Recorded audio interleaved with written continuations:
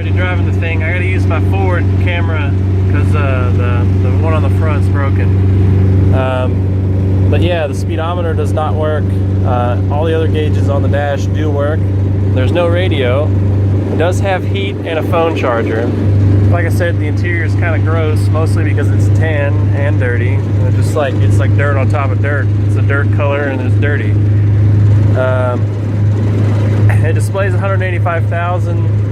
I don't know when the odometer quit working.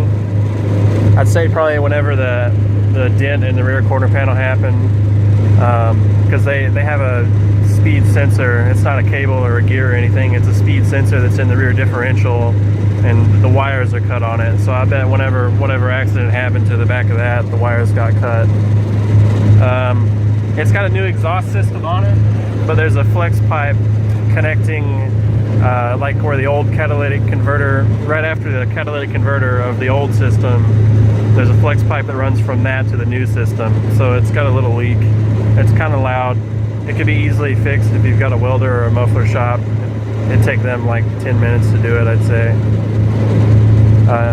It's got a vibration, it's speed. I'd say one of the tires is bad or out of balance or something. I know the tires aren't very good on this thing. I mean, they're enough. I'm driving it every day, but I'd say I'd put some tires on it.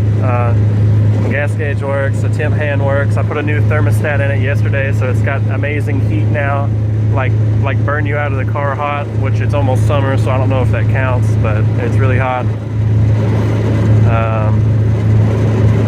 The other thing I don't like about it is when it's dead cold, like first cold start of the day, it'll hang in first gear when you're driving. So you'll drive in first gear for like, I don't know, 1/8 of a mile or 1/4 of a mile, and then it'll shift into second, which isn't a big deal to me. It doesn't slip or anything like that. It's just slow to do it. We did the transmission flush. You buy a little hose from Volvo. It connects to the radiator, like the output of the transmission cooler on the radiator. So you run that to a bucket, and then you just keep running fluid through the transmission till it comes out clean. So we flushed the transmission, did a filter, put new fluid in. My friend just changed the oil in it. We put Volvo brand spark plugs in it. It's got the original or some older spark plug wires, so I'd probably buy wires at some point. It's just a cheap beater. Another thing about the radio, there's a fuse number 26 labeled radio. When it's plugged in, the battery goes dead overnight. So I just leave it unplugged. There's no radio in it anyway.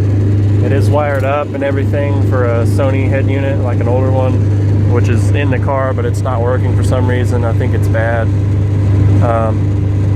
I'll get like a clip of the motor and stuff here in a minute, but I do drive this every day right now. I don't really work, you know, but I still commute the places I need to go, and it is the bare minimum. It at least does that.